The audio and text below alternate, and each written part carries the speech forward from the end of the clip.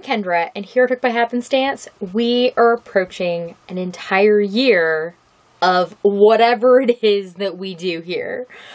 And I am going to be going on a mission between now and May 15th, which is our 1-year anniversary, to figure out what it is exactly that's going on here. And to do that, I am going to go back and watch every single video from the channel. Now, that might not sound like a crazy endeavor, and I think lots of you have actually done it.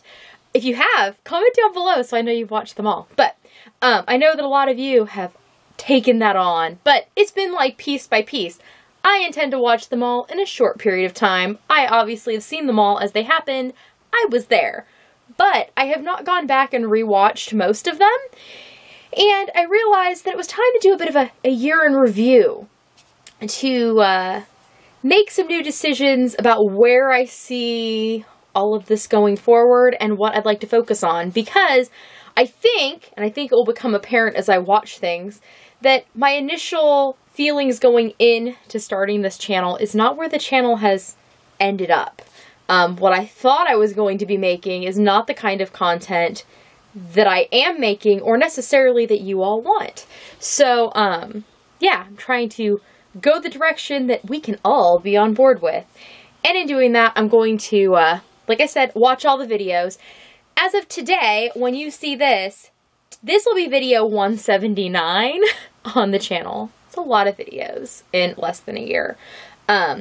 So between now and May 15th, I'm going to work on a new project. Because, you know, I like to make things into projects. Why just do a thing when you could do it and then add something to it? It makes it a little over the top.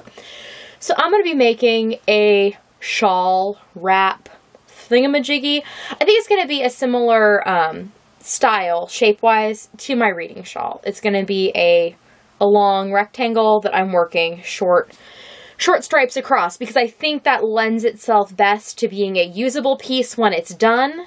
But you can go as long as is comfortable. Whereas if I make like a crescent or something round, there becomes a point with a triangle shawl that it's too big to be functional.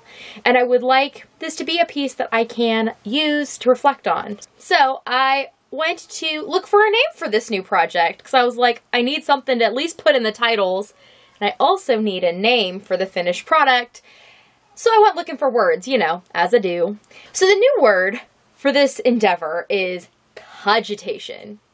I know, you want to know what it means, don't you? So cogitation is a noun. The first definition is concentrated thought or reflection, meditation, and contemplation. Seems fitting, huh? The second definition is the faculty of thinking.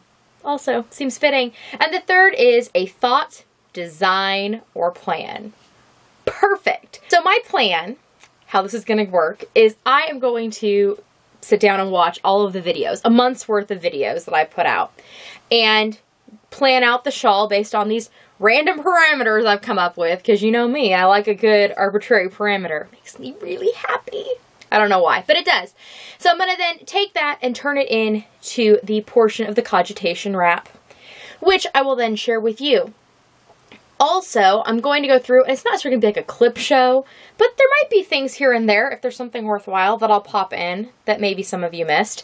But more likely, I will just discuss the things that I liked most during that month that were covered in the video, maybe some things that I learned from watching it, and cover some of the, what I think of as dropped stitches, some of the things that I know I have promised to make, publish, do whatever with, and kind of start a list of what those things are so that I can go ahead this year and find a way to rectify all those drop stitches, like pick them up a little. So, and what's better to pick up stitches than a hook, right? It is. So come along with me for like the next 6 weeks-ish. It'll be every Tuesday and Saturday between now and the channel's anniversary on May 15th. Every Tuesday and Saturday, there will be a new cogitation looking back at the last year of Hooked by Happenstance. So, without further ado, let's look at what happened in May. Here is just a sneak peek of the color palette I will be working with. These are all loops and threads wool-like, and they were all out of stash because, you know me, if I can use what I've got on hand, I would always prefer to do that. So each of these colors has been assigned to a different type of video that I make. So we have Makes Monday videos are purple because it is a lifestyle choice, not a color preference, as you already know. Then all of the random videos are going to be in this chocolate color, which is like a dark brown. And I have several different types of videos that fall in that category, but they don't come up very often. Then the shop previews are going to be in golden yellow, in part because that way they will stand out to me when I did them and I can see at a glance when I was making those videos. Then all of the tutorials and We Hook Wednesday videos are going to be made out of this color that is called mauve. And I looked it up on the Michaels website, and their website is very deceiving. It makes this look like a bright magenta-y pink. In fact, I was going to swap it out for the magenta-y pink till I read the name and realized, nope, it's the same color. So that is going to be for the tutorials and We Hook Wednesdays. Then Freaker Frogs are going to be this dark gray, because you never know with a Freaker Frog whether it's going to be a gray cloud over your head or if it's, you know, just a chance for something new, kind of a blank slate sort of thing. So I thought gray was appropriate. Then for Yarn Tales videos, they will be in this lovely teal lake blue color, because if you haven't noticed, my Yarn Tales shawl is turning out to have a lot of blue in it. I'm running out of blues to choose from, people, so I better start picking books that are a little more colorful, I guess. And then we have Let Peach Lip Pick, and this is in the sage color because they don't have a bright peach litty green. So this is the best I could do. And finally, the Sunday Sunrises are going to be in this cool gray, which is like a lighter gray. And I thought it kind of reminded me of a blank slate, like a blank piece of paper, which is what my Sunday Sunrise is. It's looking forward to what could be. Okay, so we're in a different location than we were when I filmed the beginning of this video because time has passed and I took a train to California. And in that process, I watched all 11 videos that I published in May 2017 on Hooked by Happenstance. So the basic overview of those videos is there were approximately an hour and 46 minutes of content. There was one random video, 3 Makes Mondays, 2 Speedy Stitches, 2 Etsy shop previews, and 3 We Hook Wednesdays. So, we're going to just talk a little bit about what I enjoyed about those videos, what, I don't know, kind of consensus I came to, and I'm going to show you my project that is happening because of them. So, as I was going through watching, I wrote down quotes of things that I had said that seemed telling to me. Now, this was an incredibly humbling and somewhat embarrassing experience to be doing this on the train. So I'm sitting there with my headphones on that have little crocheted ears on them and everything. And a guy walks by and he sees me look at my laptop and he goes, "Is that you?" I said, yeah, and he said, "I thought you had a twin, but you both have purple hair." I'm like, "No, that's me." And it's like, yes, I'm watching myself. I did feel a little better when he saw me. The project I was showing on an episode of Makes Monday was at least for one of my kids. So it wasn't like me watching me make stuff for me. I don't know. It was just very strange. But I guess this whole thing is a little strange. And not something, you know, as a kid, what do you think you're going to do when you grow up? Well, I'm going to make videos of myself playing with yarn and put them on the internet. That's not really it's not really a life choice that people give you, but they probably should because I'm enjoying that life choice. So in the first episode of Makes Monday, I'm not going to talk about every video, but the things that I quoted in my little notes here, I will. So we talked about definitions and stuff, and I said you should follow the circumstances of your life, where you're at, and where you could be, and you can achieve a lot. Which was like, okay, you need to take some of your own advice, Kendra. Listen to yourself, because sometimes you have some good things to say. So I thought that was worth remembering, that looking at the circumstances that you're in and kind of just letting those things happen is good things. Good things. The other thing, I liked some of the music that I've used that I kind of just, I mean, I just plunk it in anymore. But I really enjoy some of it, and that's good to know. I said that in the second episode of Makes Monday, I said that I'm trying to piece things together in my crafty life. And what do you know, a year later, and I'm still trying to piece them together. At least now I feel like I have some, like, then it felt more like you had like a stack of fabric and I was trying to figure out what pieces to cut to make something. And now I feel like I have some of the blocks done and now I'm trying to like put the blanket together. So the pieces are bigger than they had been, but they're still a work in progress. I am still a work in progress. I also said then that I primarily make toys. And I don't remember, oh, I guess I made toys at Christmas for my kids. But I have shifted, and I guess that's a change. At the time, I was heavily putting my energy into making toys and things to sell at physical craft shows near me. And my biggest craft show of the year disbanded. It's not a thing anymore. So I have shifted, and as my project bags have become, I don't know, successful. Feels really weird to say that, but I think they are. Like, I'm very, very happy with what's going on with the Etsy shop. So I've shifted more of my time and energy to sewing than crafting for sale.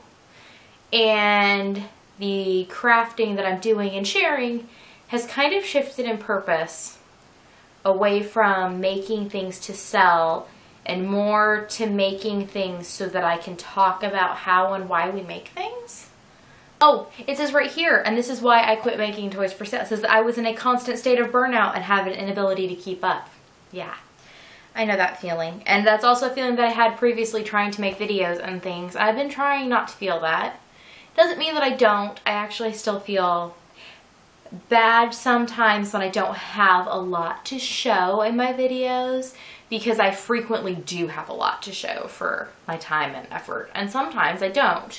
When I don't, it feels like I'm not trying hard enough, which I recognize I probably am not that weak, at least not in this area of my life, and then like trying in other areas, but I don't know.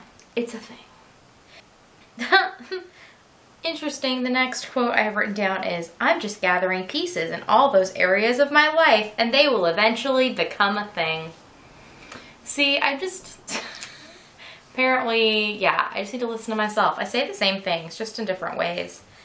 Oh, I talked about how being a product versus a processed crafter, which I know is an idea that has resonated with a bunch of people, and I think is a good one to think about. And sometimes when I'm stuck on a project, I have to look at it and think, like, why are you doing this? Is it because you want the end product, so you're willing to, like, suffer through the process and be unhappy while you're doing it? Or is it just that you needed something to work on? And do we just accept we're not going to get the product and be happy we put in the effort and time to do the process and move on? So that has been something that comes up repeatedly for me.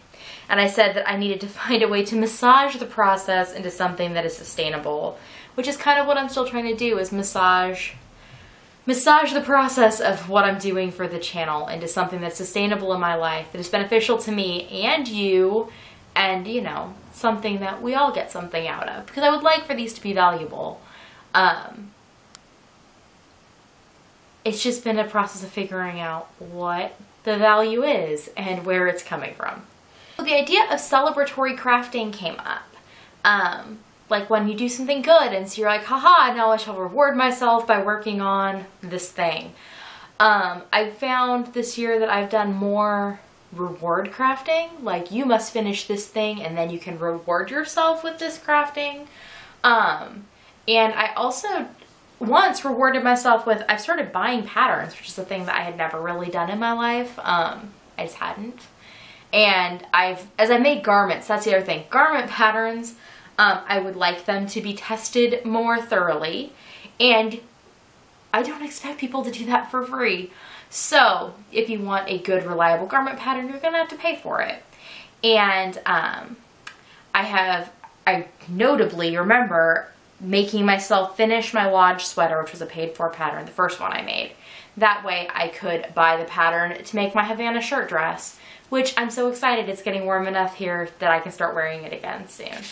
But I've been trying, and I think fairly successful, to not buy patterns and just stockpile them, because that seems wasteful to me from a monetary front. Like, it's not sustainable.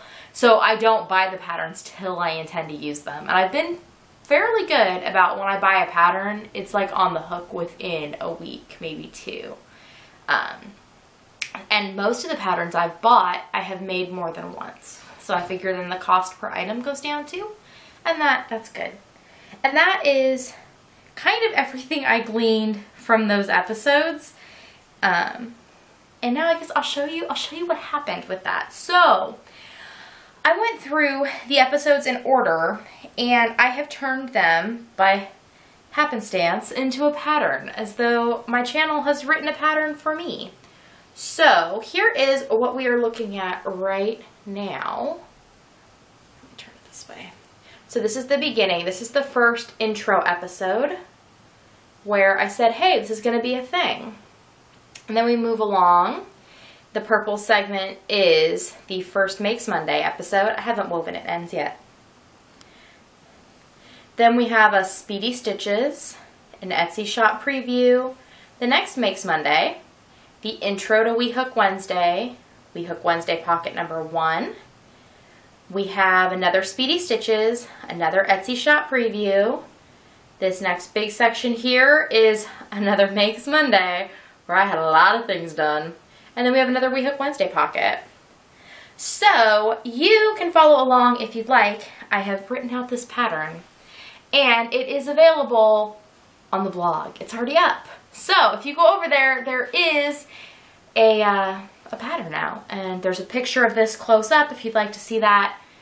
HookedByHappenstance.com will take you there, so you can check that out if you're interested, if you'd like to make your own, if you just want to see up close what I'm working on. But I feel like, if nothing else, out of this last year, in addition to a lot of like personal growth, I'm gonna get a pattern out of it. And I have been enjoying this so much. Like, this is the thing I want to be working on, is this shawl. It's turning out really good. It feels really nice, and like, I really like how the pattern is repeating in nature, because the content of the channel is repeating in nature, but it is different because every episode turns out different. And it's been interesting for me to go back and re-experience it all. So that is my cogitation, my rumination, my thinking and pondering about the last year here at Hooked by Happenstance. And if you check back on Saturday, we will talk about what happened in June 2017 and move on from there. I will see you all tomorrow. Bye.